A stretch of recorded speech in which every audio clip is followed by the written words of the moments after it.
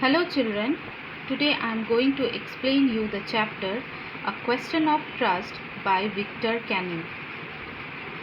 This lesson is a story of a thief whose name is Horace Denby. So now let's begin the story. Horace Denby was a good and respectable citizen. He was about 50 years old and unmarried, and he lived with a housekeeper who worried over his health. He was usually very well and happy except for attacks of hay fever in summer.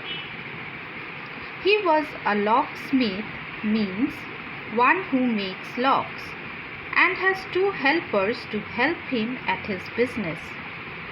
He was a good citizen, but not an honest man, as he commits a robbery every year. He was fond of rare and expensive books. In fact, books were his only weakness, for which he robbed a safe only once in a year. He was also a meticulous planner. He used to plan out his action of robbery every year very carefully. He used to collect all the details regarding the house in which he would steal and the people residing in it. So, for 2 weeks, he had been studying the house at Shotover Grange. The family of Shotover Grange was in London, but their 2 servants remained in the house. One afternoon, they went to watch a movie. Horace was keeping an eye on them, so when he saw that they had gone, he immediately came out from behind the garden. As he had done his homework, he knew where the door key was, so he took the key and opened the door. He also got friendly with the dog by calling out his name, Sherry. The safe was in the drawing room, and about £15,000 worth of jewels were in it. So while moving towards it, he saw there was a great bowl of flour on the table, and Horace felt his nose tickle. He gave a sneeze and then arranged his tools carefully to break the safe. As he had 4 hours in his hand to rob the house before the servant returned. When Horace was trying to open the safe, he found that the flowers were hindering him in his work, so he covered his face with his handkerchief. Then suddenly he heard a voice asking him that whether it was a cold or hay fever. He said, "Hay fever," and started sneezing again. Horace then saw a young lady standing in the doorway. She pretends to be the wife of the owner of the house.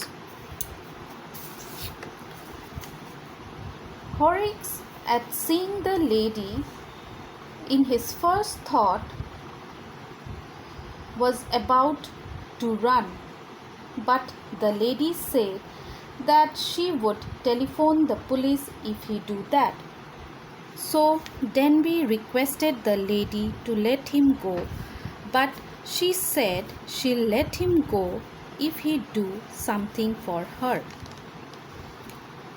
She told him that she had come there suddenly because she wanted her jewels to wear them at the party in the night, but she had never expected to meet a burglar. The lady was very cunning and made Horace believe that she had forgotten the number to open the safe. Horace said to open the safe, he had to break it. To which the lady replied that she would mend it before her husband comes here. Thereafter, within an hour, he opened the safe and gave the jewels to her, and left happily, thinking that he was safe now. But after 2 days, he was arrested for the jewel robbery at Shotover Grange.